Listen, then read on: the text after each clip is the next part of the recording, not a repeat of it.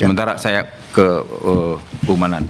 Kalau melihat situasi begini kan karena ada Dewan Pers, tentu saya akan menyasarnya adalah bagaimana dengan nasib kemerdekaan pers. Kenapa? Karena dari mulai kebebasan berpendapat dan kemudian partisipasi publik itu kan dua syarat yang penting. Jadi pembangunan ini tidak hanya bicara soal pembangunan fisik, tapi juga bagaimana kita pelibatan itu. Anda melihat nggak bahwa gejala-gejala ini itu nanti akan berdampak, karena bagaimanapun kemerdekaan pers itu adalah syarat mutlak ketika kita menempatkan pers sebagai pilar keempat demokrasi, sebagai saluran bagaimana masyarakat berpartisipasi, masyarakat melakukan kontrol, dan itu ada manfaatnya baik bagi pemerintah sebagai kontrol. Ya, kalau saya sih melihat ini ya Pak, pelaporan terhadap Mas Ubed, Mas Saiful dan kawan-kawan itu sebagai gejala yang merisaukan. Gejala yang merisaukan. Karena kenapa? Ya kita tahu karena bahwa apa iya kebebasan berekspresi yang dilindungi undang-undang itu akan direpresi dengan cara. Ya walaupun Mas Manan boleh agak maju dikit. Nah, biar lebih jelas suaranya. Nah, jadi apa iya praktek penggunaan kebebasan berekspresi itu akan direpresi dengan hukum. Ya. Walaupun sebenarnya kita juga tahu bahwa dari kalangan pemerintah kan kita tidak bisa melihat secara langsung bahwa ketika orang dilaporkan ketika menyampaikan pendapat itu langsung bisa dianggap sebagai ada tindakan represi, karena itu bisa saja dilakukan oleh masyarakat sipil. Dan itu walaupun dilindungi undang-undang gitu kan ya. Ya, karena itu dilindungi undang, walaupun bukan tidak mungkin itu sebagai proksi negara. Makanya yang saya senang kalau misalnya teman-teman seperti Mas Budiman atau Menteri HAM mengatakan harusnya itu tidak perlu melegakan lah ya. Dan itu datang dari orang-orang yang ada di pemerintahan. Tinggal kan bagian eksekusinya. Apakah polisi akan memproses itu atau tidak? Tindakan polisi itu kan representasi pemerintah. Apa yang dilakukan polisi itu akan menunjukkan bahwa pemerintah mau menghargai kebebasan atau tidak. Kalau dia memproses dengan basis yang sangat tidak kuat, misalnya kebebasan ekspresi dijerat dengan ITE atau KUHP, saya kira berarti pemerintah sudah mengambil sikap ya.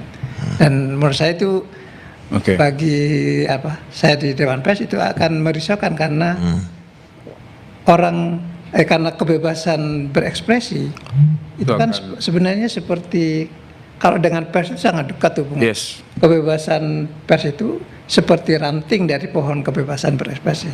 Karena tidak mungkin ada kebebasan pers kalau tidak ada kebebasan berekspresi. Dan para tokoh yang berpendapat ini seringkali sebagian besar diantaranya menjadi narasumbernya pers dalam mengerjakan kerja-kerja jurnalistik. Begitu kebebasan berekspresi menghadapi masalah, sudah pasti kebebasan pers akan menghadapi masalah yang sama. Saya ke Bung Kurnia dari Bakom nih sebagai orang yang ada di badan yang mengelola komunikasi pemerintah. Kita jadi penasaran sebenarnya di Bakom tuh ada nggak sih KPI bahwa semua tuh monitor suara tuh harus seragam. Ini dalam konteks partisipasi publik dan kebebasan berpendapat ya. Pokoknya soal beda sedikit coba ditandain. Media ini cenderung ke sini.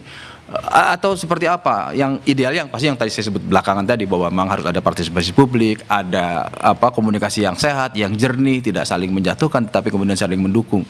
Seperti apa Bung Kurnia? Iya, Mas Yogi, sebelum menjawab pertanyaan tadi supaya diskusi kita pada bagian pertama ini mempunyai basis data yang jelas. Izinkan Mas Yogi saya membaca data survei yang baru-baru ini disampaikan oleh Lembaga Survei Indonesia yang sangat terkait dengan isu yang kita bincangkan. LSI mengeluarkan pada bulan Maret, Mas Yogi, setidaknya 73,9% responden menyatakan Indonesia adalah negara yang demokratis. Indonesia negara yang demokratis. Tingkat kepuasan terhadap demokrasi di Indonesia sebanyak 69,8%. Kemudian ada 84% menyatakan kepuasan terhadap kebebasan berserikat dan berkumpul. Kemudian ada juga kebebasan berpendapat 75%, kebebasan pers dan media sosial 75%. Yang menyampaikan data ini bukan Badan Komunikasi, tapi LSI yang selama ini punya rekam jejak panjang, metodologinya sangat mungkin diperdebatkan. Itu yang pertama Mas Yogi. Kemudian yang kedua, Tentu kita sebagai pemerintah harus tunduk dan patuh terhadap konstitusi. Pasal 28E Undang-Undang Dasar sudah menegaskan kebebasan berekspresi, berserikat, berkumpul, dan lain-lain. Kalau pemerintah tidak comply dengan itu, tentu pemerintah yang melanggar hukum. Maka dari itu Mas Yogi, kemarin ketika mendengar pelaporan terhadap Mas Ubed, pelaporan terhadap Mas Ferry Amsari, dianggap sebagai hal yang biasa. Bisa jadi POV-nya pemerintah berbeda dengan POV-nya Mas Ubed dan Mas Ferry, sehingga itu masih tergolong sebagai kritik. Tadi menyebut Mas Manan, tentu memang terkesan normatif Mas Yogi.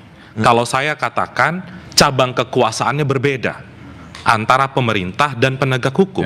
Tapi memang kalau kita lihat letterlek hukumnya, tidak boleh pemerintah campur tangan di dalam itu. Bahwa pada akhirnya statement atau pernyataan Mas Pigai atau Menteri Pigai dapat meringankan atau membatalkan seluruh proses hukum, semoga seperti itu yang kita harapkan. Atau yang seperti disampaikan Bang Manan tadi, polisi nggak perlu memproses lah. Gitu. Benar, dengan mendasarkan misalnya pertimbangan satu dan lain hal, salah satunya adalah Menteri HAM. Kemudian Mas Yogi, kalau menjawab pertanyaan Mas Yogi tadi, tentu tidak ada menandai media-media. Akan tetapi di Badan Komunikasi berusaha semaksimal mungkin untuk menyajikan data yang benar. Jadi tidak terjadi DFK di tengah masyarakat, tidak terjadi distorsi informasi. Misalnya Mas Yogi, saya ingin ambil contoh. Ketika disebutkan dan itu ada dalam monitoringnya Bakom ya? Ada dalam monitoring Bakom, Mas Yogi. Misalnya dikatakan rezim ini atau presiden adalah presiden yang anti terhadap kritik. Lalu apa yang kami sampaikan? Loh, sudah beberapa kali Mas Yogi, saya rasa ini pertama kali presiden mengundang tokoh-tokoh kritis, terbuka, bisa ditonton masyarakat, modal kuota berjam-jam. Tidak ada sensor, semua ditanya. Karena Bung Kurnia sudah bicara soal rezim anti kritik, kita akan lanjutkan setelah jeda yang satu ini. Tetaplah di Satu Meja The Forum.